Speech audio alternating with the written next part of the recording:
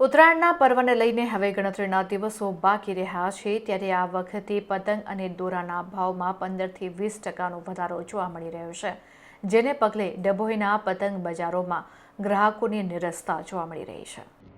ઉત્તરાયણના પર્વને લઈને હવે ગણતરીના દિવસો જ બાકી રહ્યા છે ત્યારે ડભોઈ શહેરના બજારોમાં દર વર્ષ જેવી જ રોનક હજી સુધી જોવા મળી રહી નથી।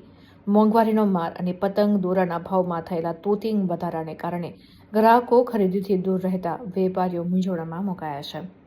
આ વખતે ભાવમાં 15થી 20%નો ધરખમ વધારો જોવા મળી રહ્યો છે।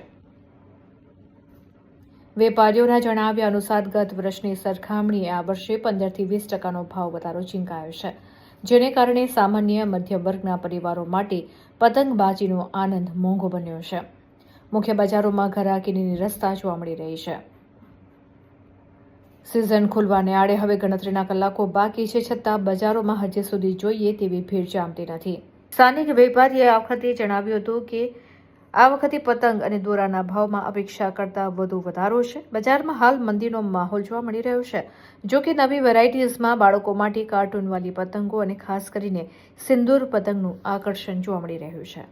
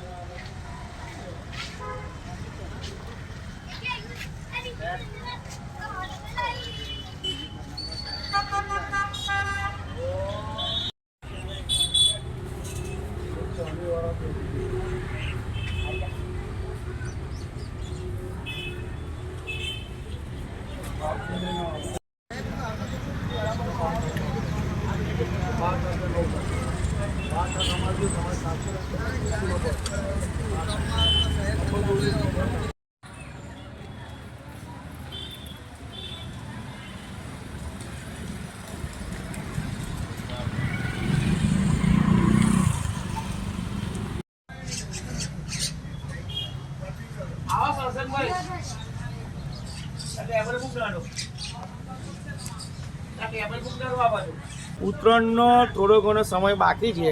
માર્કેટમાં મંદીનો માહોલ જામેલો છે। માર્કેટની અંદર ઘરાકી સગી એવી દેખાતી નથી। એનું કારણ એવું છે કે ગયા વર્ષ કરતાં 2026ની અંદર પતંગ અને દોરામાં બંનેને રેલોમાં વધારો છે। આના કારણે છે ને મંદીનો થોડું માહોલ જોવા મળે છે।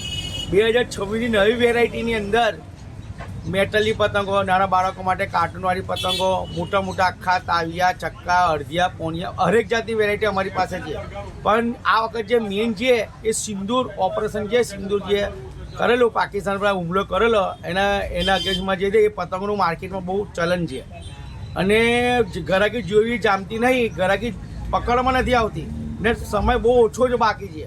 એટલે આ ઘડીએ જુઓ હવે થોડો ઘણા સમય બાકી છે તો 2026માં અમે એવી આશા રાખીએ થોડું ઘણું બી અમારો ધંધો હવે આવનારા દિવસોમાં ચાલે ને થોડી ઘણી ઘરાકી ચાલે એવું અમે ઈચ્છીએ છીએ।